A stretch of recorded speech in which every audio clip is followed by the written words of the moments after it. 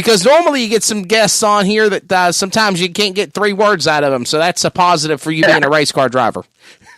Yeah, I'm not much of a talker, but I do my best. Well, damn, I'm glad I got you on last then.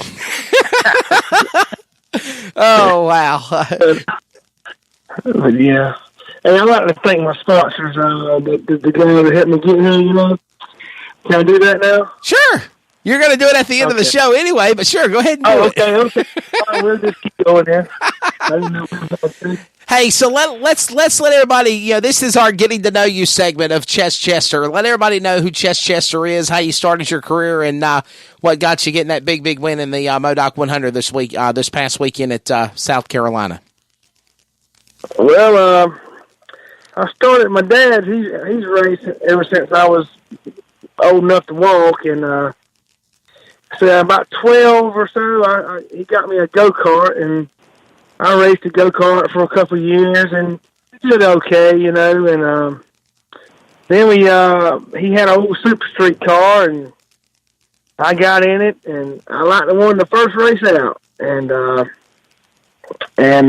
was playing sports in high school, and I was pretty busy with all of that,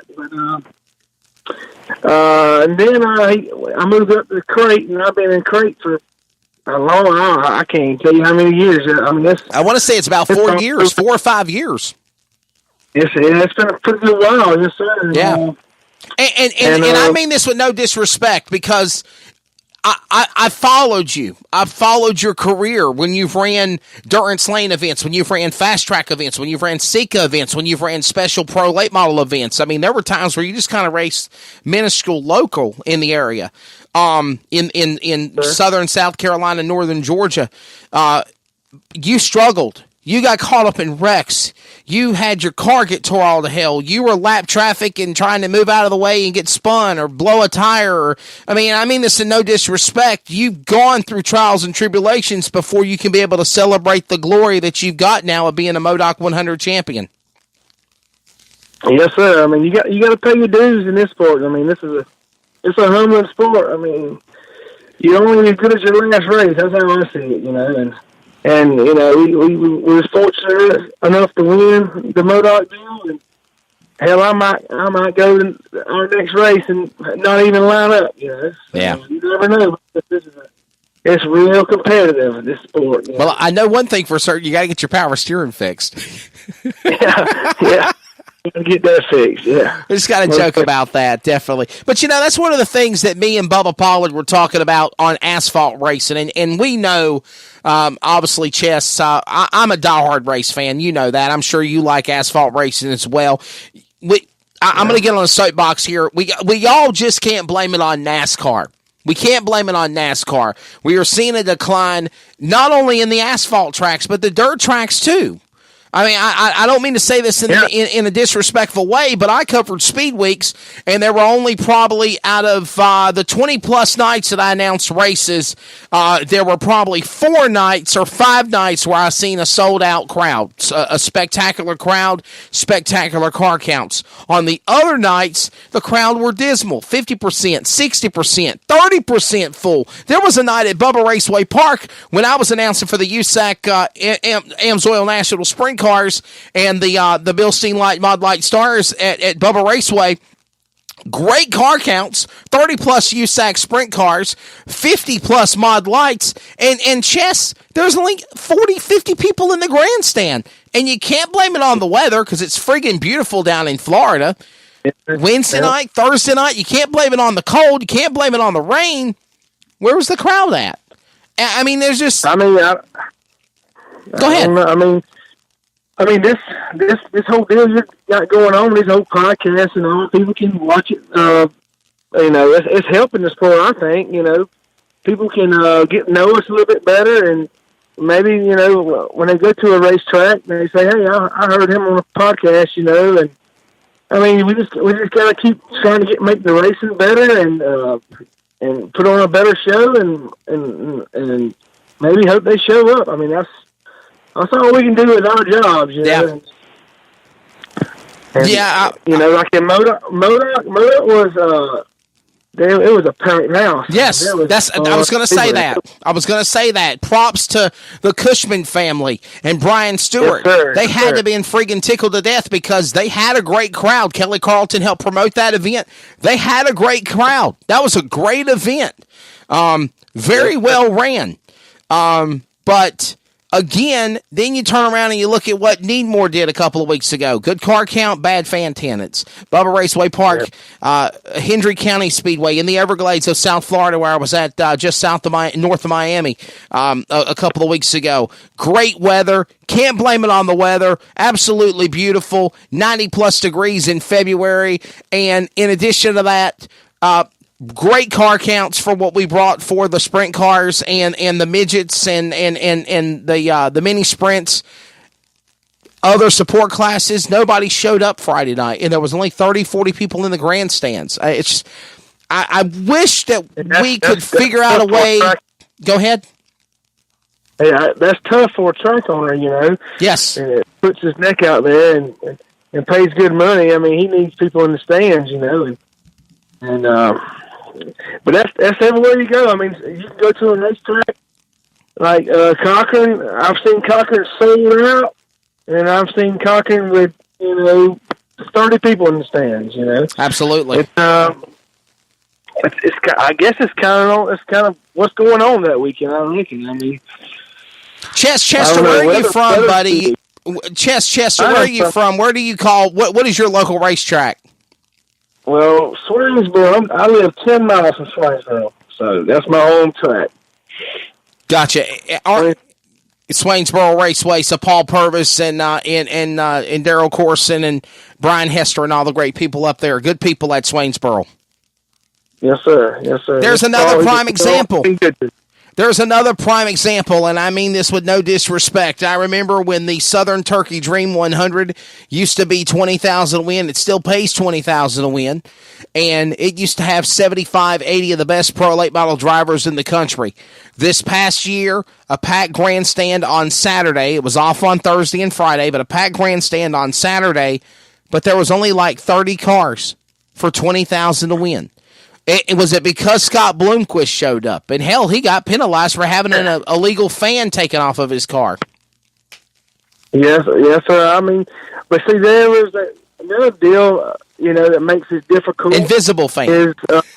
Go ahead. Is the racetracks? Sometimes they schedule big races on the same night as each other. Yeah. I think that hurts big because Cochran was paying $10,000 that weekend. You know? Yep. And that hurts some. And some guys they just don't run good enough, and it costs a lot to run that weekend. And there's so many stout cars going to be there. They say we'll just hold off. Some people can't afford it.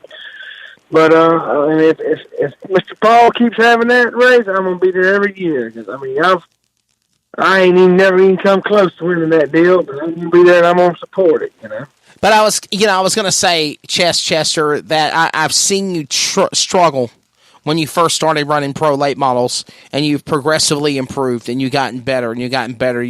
Obviously, I know, and this is before I came back on my second tenure working for Fast Track Companies International. By the way, our season cranks up. The 17th year of racing for Fast Track Companies International fires up on, or the 16th year of racing, my apologies, fires up at Toccoa Raceway on Friday and Saturday, April 5th and 6th. Practice on Friday, April 5th. Races Saturday, April the 6th.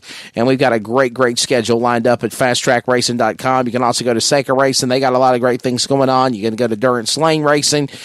Great late model racing, alive and well. And one thing I have to say, Chester, because I've seen you at all these different sanctioned and body events, definitely pro late model racing, crate racing, if you want to say it, that has become a saving grace of dirt track motorsports.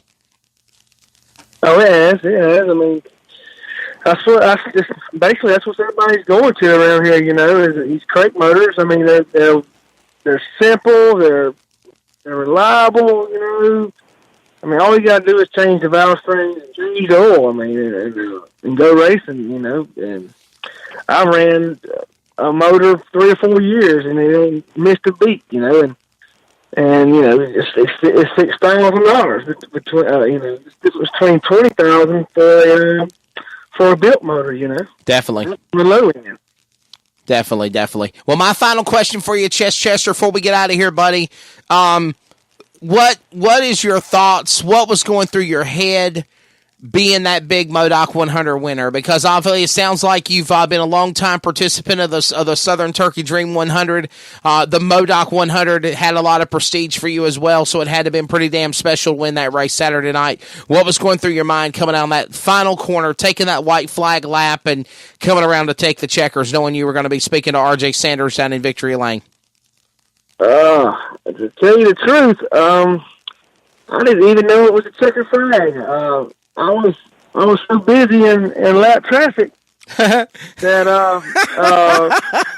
I was behind a lap car, and he was slinging mud on my helmet, and I couldn't even let go of the tail off let go of the steering wheel to tear the tail off, and I really didn't even see the checker flag, and they come on the race receiver and said, call us all, call our numbers to go to the scales, and that's when I realized it was over with. I didn't even know. I was too busy in there to look up. I heard that, buddy. Definitely. Well, a special win for you, definitely, in the MODOK 100, and I think we're going to have you on Victory Lane here on Finish Line for many, many more times to come. I think we're going to see you in Victory Lane for many, many times coming up in the near future. Before I let you go, thank out your sponsors one more time, Chess. Thank you for being on, my friend, and enjoy the rest of your week, and I'll see you at a racetrack very soon. All right, man. I want to thank Adam Lane with Georgia Equipment, Rebel Auction Company in Hazelhurst, Randy's Record in Manor, my dad, all my boys, all my big drinking buddies, Luke, Butterbean, Chase, No Cole, Big Pen, all them. I thank all my buddies, and keep it all going, and that's about it. Definitely. Well, my friend, thank you so much, Chess. We appreciate you, and continued success throughout 2019. I'm sure our paths are going to cross somewhere at a racetrack, and I appreciate what you do for the sport. Absolutely.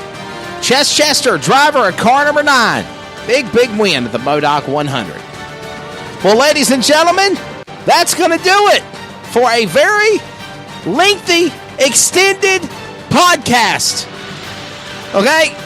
I'm not Joe Rogan. I'm not Dylan Hart Jr. I had not anticipated on going 3, 4, 5 hours of the podcast session, but damn it all, great guest panel of people lined up here tonight. I felt like they all deserved their rights to be able to speak, to be heard. We went on a lot of topics about the sport, the good, the bad, the ugly. Great races going on all over the country.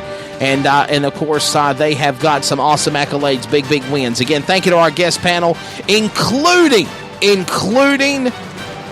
Paul Szmal, Bubba Pollard, and of course also Brandon Pierce and Chess Chester. We'll condense it next week. Maybe 2 guests, maybe 1. I told you, it's hard whenever you have a live guest panel. Things can go with the flow. You can knock it out in an hour and 15 minutes. But when you've got, it's my fault. Had too many guests lined up, but the awesome 4 we had did a phenomenal job. Podcasts will be up on archive here in a bit at crnsports.org. For executive producers, all the great folks behind us, I'm Wesley Outland. Enjoy the rest of your week. It's always fun turning left, and everything in life, there's always a finish line. Be good to one another. God bless, and we'll see you next Wednesday.